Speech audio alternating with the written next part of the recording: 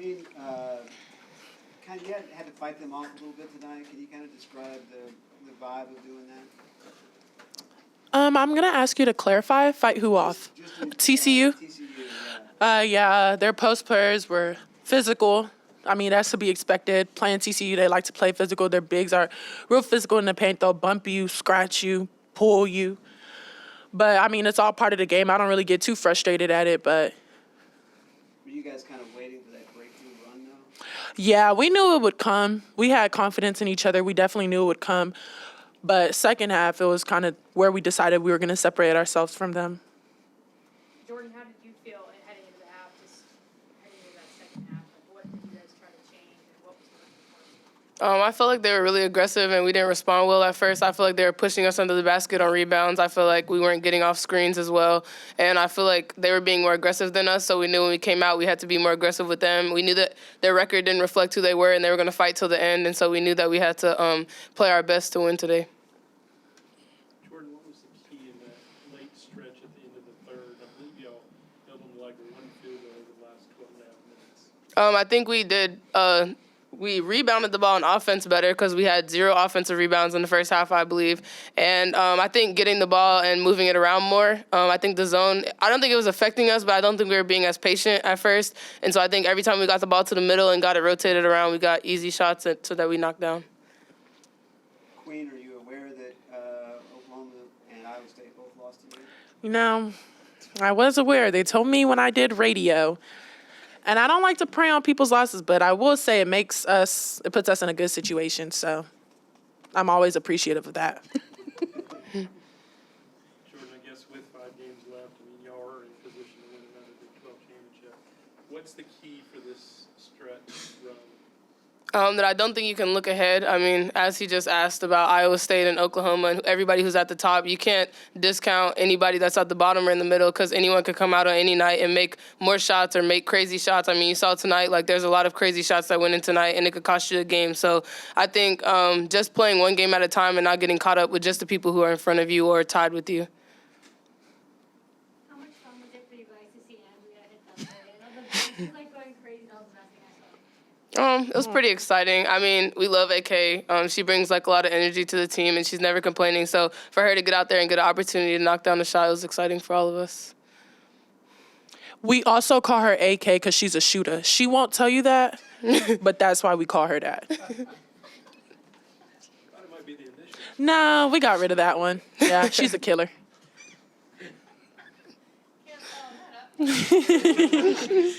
Thank you. Don't even know what to say to that. Thank you.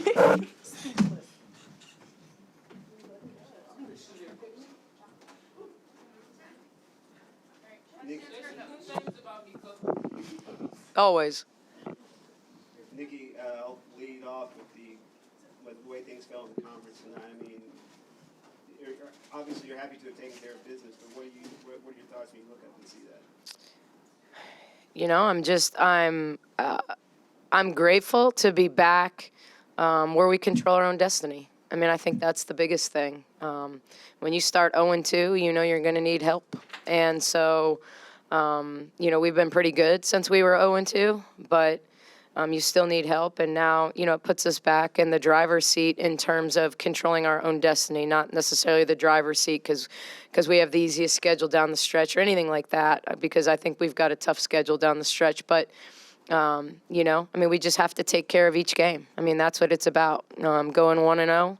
Not looking past the team in front of us. You know, I mean, you look at TCU, they played us great for 2.5 quarters, you know, and so certainly at home we're going to get another good test from them. I think they're going to get, you know, probably some confidence from how they played early on, and they're going to look at some of the shots that they got and missed and feel like, you know, if we make those at home, like we'll be in a good game with them. So, you know, we got to focus on TCU. And after TCU, we got to focus on Oklahoma State. And through all of that, we just got to focus on us. You had said that, you know, that's a team that's capable of putting together good stretches. That's exactly what they did tonight. I mean, you just kind of have to weather the storm, and what was the key to getting out in front? Yeah, I mean, I think, you look at statistically, Lauren Hurd has been a really good player in this league for 5 years now. And, they kind of go as she goes. And she made a couple threes early and, they banked one in. And then they had a 3-point shooter bank a driving layup in. And so, you have to weather. You have to, I told our team at one point she had taken a third of their shots. And so, hey, we can't lose sight of her. We can't get so dialed into backside action that we don't understand where the point of attack is. And I thought at times we did a really good job of that, and at times, we didn't. But I thought she made shots and, kind of kept them in it. And so what I'm most proud of is 26 assists and 5 turnovers. We just didn't turn the basketball over. They obviously weren't crazy aggressive against us. They were in a 2-3 most of the night. But it's easy to try to squeeze passes when you want to play through the paint, and so doing a good job of getting the ball moving and then getting it inside. Obviously, the difference in the game was our point paints and how much we dominated in the paint. You had 2 key runs in this game, one of them when you're down 8 and one of them when you're up 3. Was defense a similarity in both of them? Yeah, I mean, that obviously for us, I know we've talked a lot, since I got here about a different offensive philosophy, but the reality is, I was a defensive coordinator first. So defense matters. I mean, players know that they've got to compete at the defensive end, and I'm going to get on them harder for defensive mistakes than I am for missing a shot or running a play wrong, which does drive me crazy. But I think it's getting stops. I mean, when we got rebounds and we got out in transition and we were playing with numbers, and it's easier to post feed in transition. It's easier to attack gaps in transition. So even though we didn't have like all these fast break points until the very end, when you get in number situations, when the defense isn't set, it makes it a lot easier to get to advantages. Nikki, what are the pros to a back-to-back, and what are the cons? I think the first of all, the con, especially in a game that you win by 25, is making sure they understand that it's a new game, and you don't get to start with the 25-point lead in the second game and do some kind of aggregate scoring European ball stuff. So you have to show up and compete, like you lost the game, quite frankly. The advantage is the game plan's in. You just tweak it, So from the perspective of it allows us to take tomorrow off, which obviously with the numbers we have, this team badly needs. And then get a good practice in on Friday, tweak some things, make sure where we may miss defensive assignments or where the holes were. And, I thought we did some really good things against their tandem zone that kept them out of it, that can be more of aggressive zone for them. And so, how do they tweak? Because they played 2-3, they played tandem 2-3, they played 3-2. They played a little bit of man, but not a whole lot. And we scored pretty easily against their man, so I'm going to anticipate more varieties of zone. Speaking of depth, Caitlin was wearing some sort of flashing light back brace or something. She always does, though. She's an old woman. And I don't think there's any doubt that the wear and tear on her body over her career and the fact that she takes charges and near charges and runs through scores tables and things like that. But her and Sarah both keep their backs warm with that. It's nothing. But, I wasn't sure if I was going to get her in at the end again because she'd sat for a while after she went down. But, when Liz got her double-double, it was a chance for me to get her out. Was anything in particular they did to stay in it as long as they did? Well, we did a really good job. Not that this is going to mean a ton to everyone in here, but they run a lot of Princeton elbow action, and we did a good job denying the elbow. And so they really didn't get to any of the action that they run most of the time when you play soft. And so, because of that, they just got into middle ball screen after middle ball screen after middle ball screen. They flattened it out. They were low. And when Lauren can get downhill and up and under and kind of do stuff like that, they just put pressure on the rim on you. So I thought we did a pretty good job on her. We were great on their rollers. We've just got to make her at times a little bit more of a passer. Saw the bench explode. Did you get excited when AK, the shooter, that's her first points? Oh, every walk-on's different. Like some kids like can't wait to get in and get shots up, and then some kids just don't like to be the center of attention, and it feels like you're the center of attention.